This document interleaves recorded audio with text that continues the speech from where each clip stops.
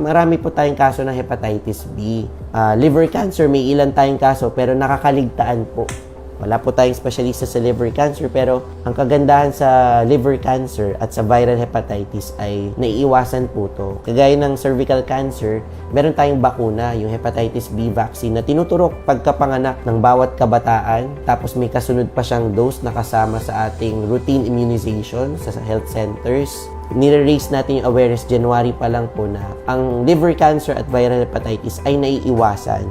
Kung meron pong mga pasyente na merong viral hepatitis, meron po tayong gamot dito sa NSPH para hindi mag-progress into liver cancer. Kasi yung hepatitis B is the most common cause of liver cancer in the Philippines and even here in Northern Samar.